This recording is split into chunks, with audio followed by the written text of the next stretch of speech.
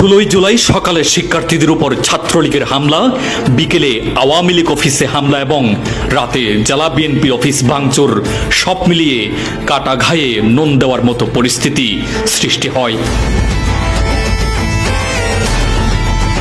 এর জের ধরেই আন্দোলনের রেশ আরো তীব্রতর হয় 17 জুলাই।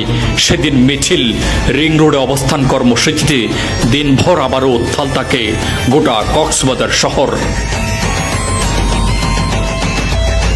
বিকেলের শুরুতে কক্সবাজার শহরের বিমানবন্দর সড়ক থেকে কিছু সংখ্যক আন্দোলনকারী শিক্ষার্থী মিছিল সহকারে প্রধান সড়ক হয়ে বাস টার্মিনাল অভিমুখে যাত্রা করছিল।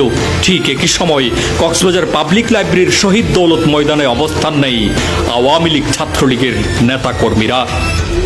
বিমানবন্দর সড়ক হয়ে পাবলিক লাইব্রেরি ময়দান অতিক্রম করতেই আওয়ামী লীগের পেটোয়া বাহিনী ধাওয়া দিলে লালদিঘির পাড়ে নিয়ে একজনকে ব্যাপকভাবে মারধর করতে থাকে। এ সময় সংবাদ সংগ্রহ করছিলেন বেশ কিছু সাংবাদিক।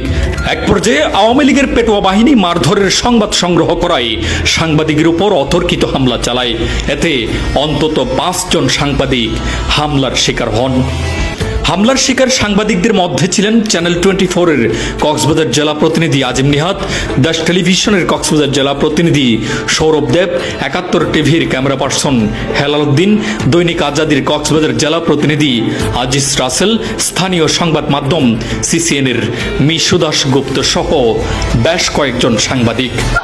ছাত্রলীগের কয়েকজন কর্মী যেভাবে মার্কেটের ভিতরে তারা আমাকে যখন আমি ভিডিও করতেছি তখন আমার ক্যামেরাটা নিয়ে ফেলতে চেয়েছিল, এমনকি ভেঙে ফেলতে চেয়েছিল। ছোট একটা মিছিল নিয়ে এই আন্দোলনকারীরা যেহেতু সামনে আসছে, আমাদের সহকর্মীরা দৌড়ে আসছে, এদিকে আসছে আমাদের সংবাদ কর্মীরা যখন আসছে আমরা ওদের পিছন পিছন আসছি। পিছন পিছন আসার পরে এখানে একজন হয়তো আন্দোলনকারী টমটম চালক, আমরা যতটুকু জানতে পারছি সে টমটম চালক।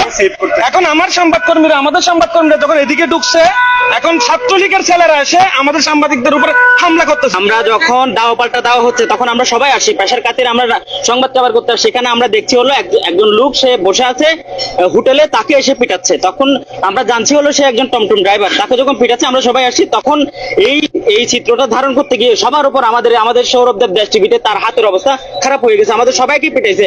সে নিজেও বলতেছিল টমটম চালক। তার উপরে যখন হামলা হচ্ছিল আমরা সবাই তাকে, এবং সেখানে আওয়ামী লীগেরও কয়েকজন ছিল, তারা হচ্ছে গিয়ে তাকে সেভ করার জন্য তাকে চেষ্টা করছিলাম। ঠিক তখনই হচ্ছে গিয়ে তারা মানে কোনো দিক না দেখে হচ্ছে গিয়ে তারা একের পর এক উপর্যুপরি লাঠি সোঁটা নিয়ে হামলা করছে।